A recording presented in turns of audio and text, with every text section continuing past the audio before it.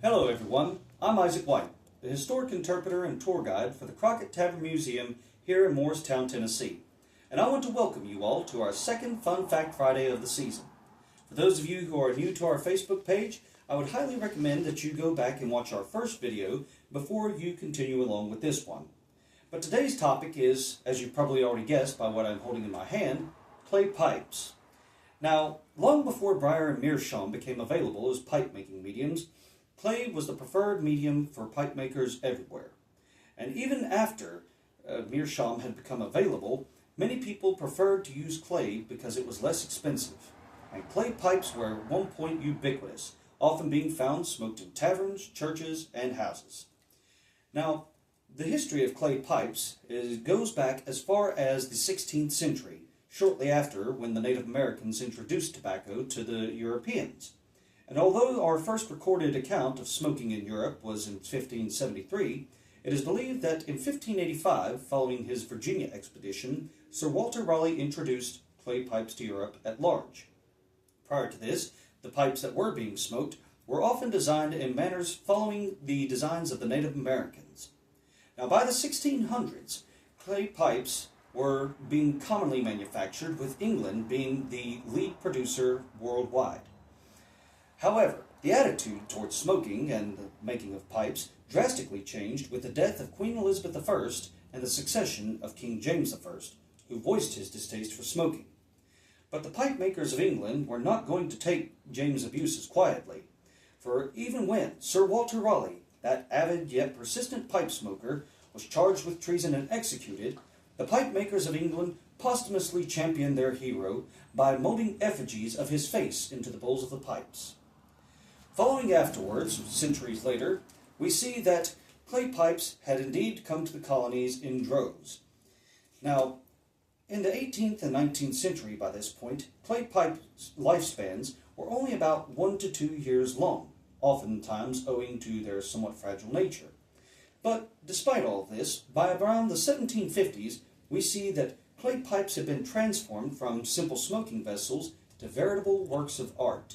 In fact, many pipe makers have begun to mold Masonic arms, advertising for public houses, and even regimental coats of arms.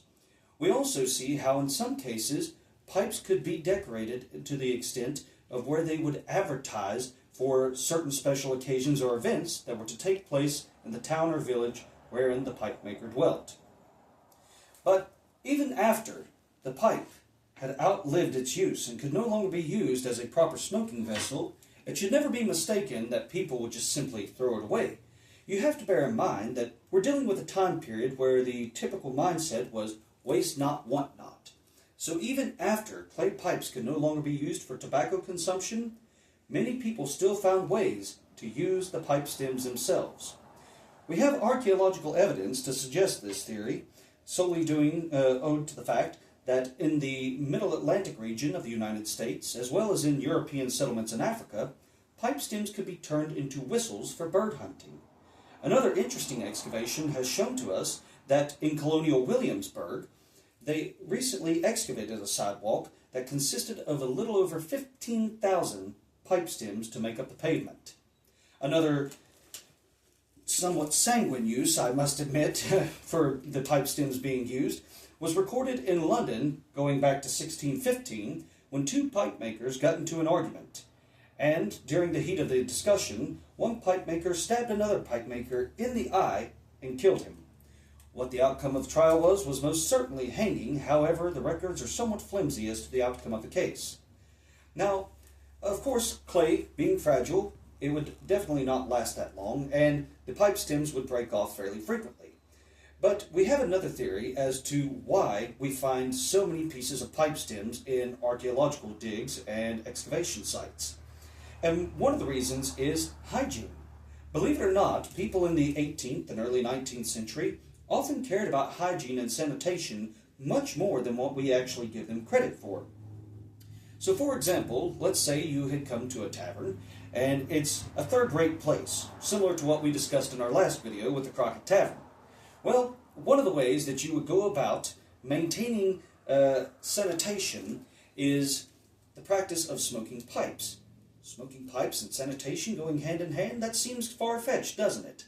But we have a theory that suggests that when people would come to taverns, they would rent pipes of tobacco, and these pipes would be shared with all of the guests and wagoners and travelers who were sitting around the table. And once one fella had finished smoking his pipe, he would then snap off where his lips had previously been from the stem and discard the clay pipe piece. And afterwards he would pass it on to the next individual. Another way people would go about in keeping with sanitation for the pipes and pipe stems in general was that if you were to finish smoking your pipe, you would then hand it over to the landlord, and he in turn would put it in an iron cradle along with, say, several other pipes. Then he would put this into a bake oven and allow the heat to slowly but surely kill off the bacteria within the clay pipes. But despite all of this, nowadays people think that clay pipes are more or less historical relics. And of course, if you find an antique, then you'd be right. But people still provide clay pipes for the tobacco smoker to enjoy even to this day. And due to the nature of the make of the clay pipe, people are able to taste various blends of tobacco in ways that allows them to get the full taste and full flavor of different mixtures and different blends of tobacco.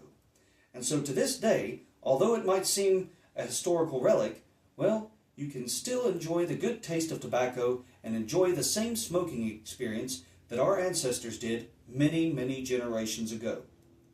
Well, folks, with that said, this concludes our second Fun Fact Friday episode. I hope you've thoroughly enjoyed it, and please continue to follow along. If you wish to show continued support, you can like and share, and of course, visit the Crockett Tavern Museum in Morristown, Tennessee. Our hours of operation are Tuesday through Saturday from 11 a.m. to 5 p.m. And now we do charge a small admission at the door, folks, but of course you'll find it's not very expensive at all. It's $5 per adult, $4.50 for seniors and veterans, and $1 for children ages 5 through 18. With that being said, I hope that you are willing to come out and join us so you can step back in time and see life as it truly was during the life and times of David Crockett.